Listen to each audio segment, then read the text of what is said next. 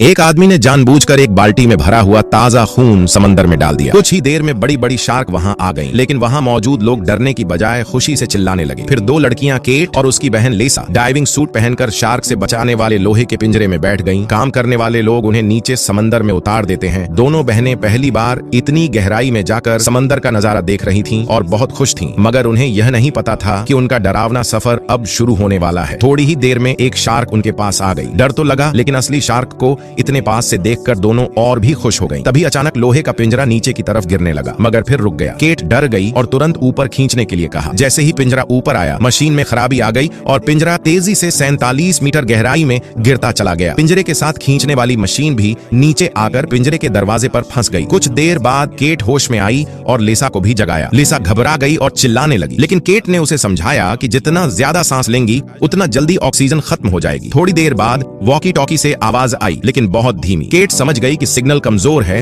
और ऊपर जाकर संपर्क करना जरूरी है, मगर पिंजरे का दरवाजा मशीन से दबा हुआ था। अब केट ने फैसला लिया कि वह पिंजरे के बीच से निकलकर बाहर जाएगी। लीसा ने मना किया क्योंकि शार्क का डर था, लेकिन केट ने कहा कि अगर यहीं बैठी रहीं तो ऑक्सीजन खत्म हो जाएगी और मर जाएंगी। केट ने ऑक्सीजन का सिलेंडर उतारा और धीरे धीरे लोहे के पिंजरे से बाहर निकलने लगी, लेकिन उसका सिर वहीं फंस गया। बहुत कोशिश की, लेकिन नहीं निकला। फिर उसने मास्क उतारकर तेजी से निकलने की कोशिश की। गहराई की वजह से उसे सांस लेने में भी दिक्कत हो रही थी। ऊपर से मास्क की रस्सी में गांठ भी लग गई थी, लेकिन आखिर में उसने मास्क पहन लिया और सिलेंडर लगा लिया। उसके बाद केट ने पिंजरे के दरवाजे पर फंसी मशीन हटाई और जल्दी जल्दी ऊपर की तरफ तैरने लगी। लेकिन वो पिंजरे से ज्यादा दूर नहीं जा सकती थी, क्योंकि शार्क कभी भी आ सकती थी। चारों तरफ अंधेरा था, लेकिन उसके पास कोई और रास्ता नहीं था। काफी देर तैरने के बाद आखिरकार केट ने ऊपर वालों से संपर्क कर लिया। उसने उन्हें अपनी हालत बताई और ऊपर वालों ने कहा कि वे लोग तुरंत रेस्क्यू टीम भेज रहे हैं।